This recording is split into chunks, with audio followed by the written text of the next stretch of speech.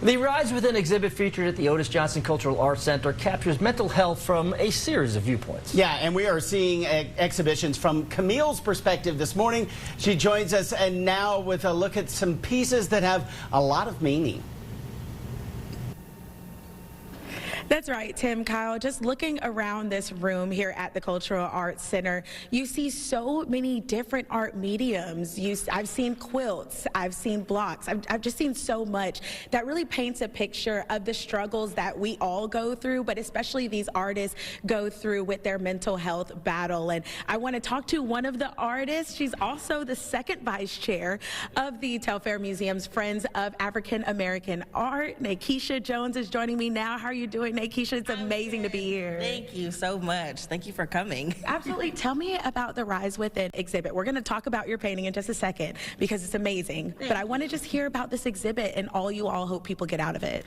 So the Rise Within showcases a collection of our artists showcasing their experience or observation of mental health and showing the highs and the lows and also the in-betweens because so often we hear either about the beginning of a mental health diagnosis or at the end, whether it's a triumph or a tragedy, but we don't often hear about the day-to-day, moment-to-moment journey.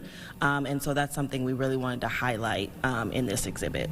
And you kind of get to take us through your day-to-day as an artist through this painting, which is mind-blowing. As you were walking me through it earlier, I was really touched. So kind of just tell our audience about what you hope people get away from it and what your mindset was going into it. Okay, well this piece is a new piece. It's called Feeling All the Things.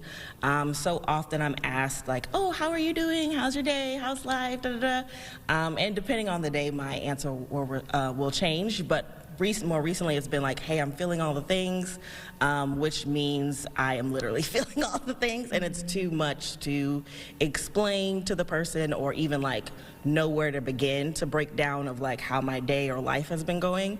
So this piece represents probably the last 2 years. There's just been a lot of like hard life transitions happening back to back, literally every month, and I'm like, okay, we're walking in a blur.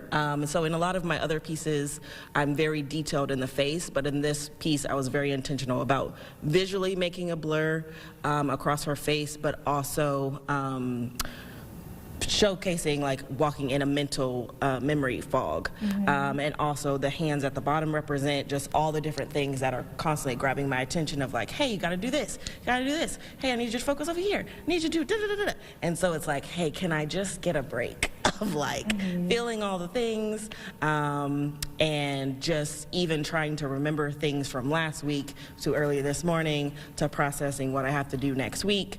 It's like it can be mentally taxing. Yeah, it can all feel like a blur, which I feel like is what we're looking at here. I can feel the emotions coming through in this painting. Thank you so much, Nakisha. I want to talk to Anissa as well as we kind of look through the art here on the walls.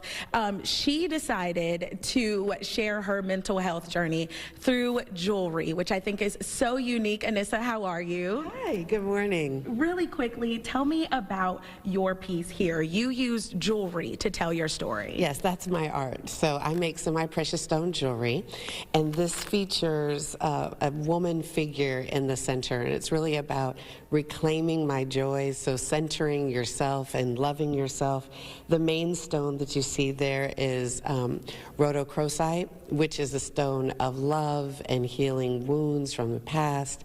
And so this, when I make jewelry, I really want it to be a self-expression, but I also want it to be something that helps people focus. And so they'll come to my booth or they'll come to my table and they'll say, do you have any healing stones? Well, the stones help you meditate. And so this one would help you focus on you loving yourself and forgetting those other problems. That's amazing. Thank you so much for sharing with us. It really does take a lot of bravery to share your story with us here and through your art. So thank you very much. We are going to actually talk to the first place winner here at the exhibit later on in the show, so make sure you stay tuned. But for now, I'm going to send it back to Tim and Kyle.